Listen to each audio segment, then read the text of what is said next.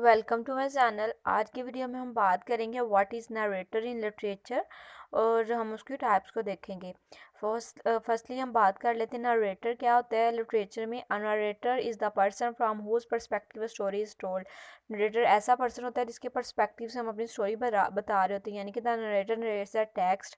जो नरेटर होता है वो टेक्स्ट को नरेट करते हैं, यानी कि उसके लिखता है। Narrator only exist in fictional text or in narrative poems. और सिर्फ ये फिक्शनल टेक्स्ट या नरेटिव पोएम में होता है। The point of a narrator is to narrate a story to tell the story. Narrator का काम क्या होता है कि स्टोरी को नरेट करना, यानी कि स्टोरी को बनाना कि किस तरह एक कहानी बनाई जा रही है या स्टोरी को बताना। What the narrator can and cannot see determines the perspective of the text and also determines how much the reader knows।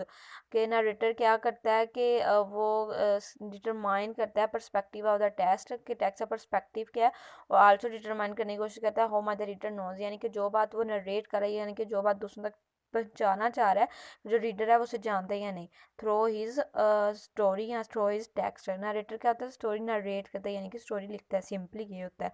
और वो जो स्टोरी लिखता है उसके ज़रिए वो क्या करता है कि जो रीडर होता है उसके माइंड को जानना चाह रहा था कि जो भी उसने बात की, जो उसने नरेट किया है, कि वो पहले से उसे जानता है या नहीं जानता। ये होता है नरेटर।